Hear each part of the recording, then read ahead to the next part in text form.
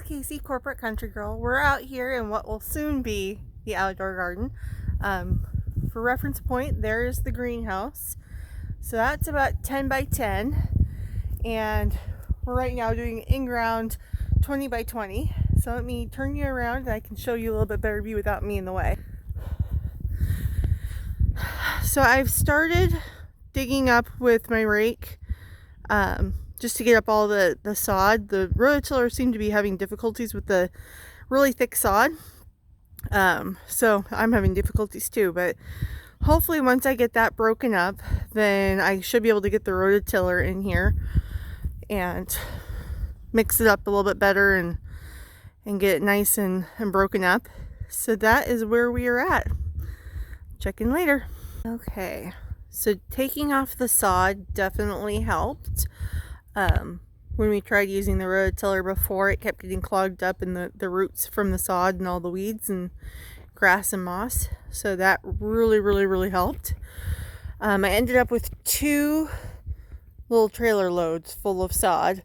There's still a little bit of grass back there. Well, I'm going to check and see how it does. It's not too thick, so hopefully I don't have to use that by hand or rake it by hand. We got about 4 foot by 20 foot, so about 1/5 of it is all rototilled right now. That's our pile of rocks so far. So that's a good start for, we're going to use those when we go to put in our horse fence, so we can extra stability. So that's going really well. Tomorrow or one of these days I will get a video of me actually rototilling and go through the issues that we had. We stored it with some gas in there and it kind of gummed up the system, so we added a little bit of a gas additive and got that flushed through the system, replaced the gas, and then replaced the spark plug, and now it is running like a champ. So I'll show you what all we did, and then I'll show you how I'm doing this. Actually, I started out doing passes like this, and then after that I started actually kind of going in an angle, so then I would come towards and back and forth. It seemed to work a lot better. Not only do you get more area done at the same time, but you're not stepping on it, so that seems to be working way better. You get a lot more area done at the same time and not recompacting it. And luckily I got some ground cloth little stakes. I was out of the stakes, so those came today. So we will, after we get this all rototilled up, we will put some ground cloth down on there and stake it all down, and then use our propane torch to burn some holes so that we can plant our garden in here. So it's going great. We're back out here in the garden, and as promised, I'm going to show you what happened with the rototiller, why we couldn't get it started at first. So we made the mistake of storing it over the winter with some old gas in it. So we poured out all the gas that was in this little tank here, filled up, it's the 2-stroke, so we had to pre-mix some oil and gas and then put that in there. It still was having some problems starting, so then we poured in a little bit of this Startron. So it's a pretty blue bottle. Just a little dab will do you though. So as you can see from the tag, 48 gallons. This little bottle will treat up to 48 gallons. So you just put a splash in there. We also replaced the spark plug. It was pretty gummed up. And we took this cap off here, just this little wing nut, and got the filter out and just kind of cleaned up the air filter there so you can get some airflow. So I'm going to go get some gas because I ran out last time, and then I'll show you how I'm doing this over here.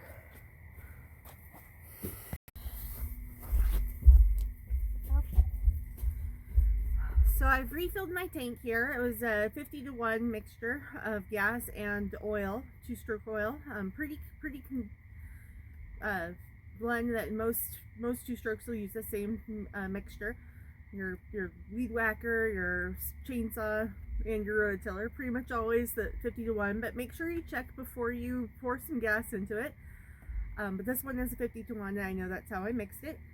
So when you're going to start it, there's a bulb right here that you press a couple times, and it brings the gas into the bulb.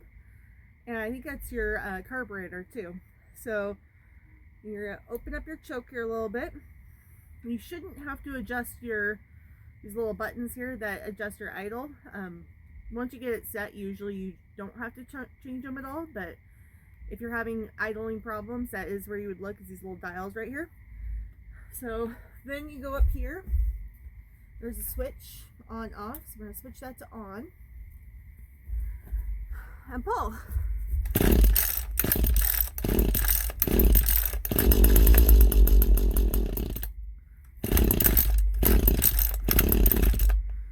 So after you get started a little bit, and you don't always need that choke, or maybe not always that much.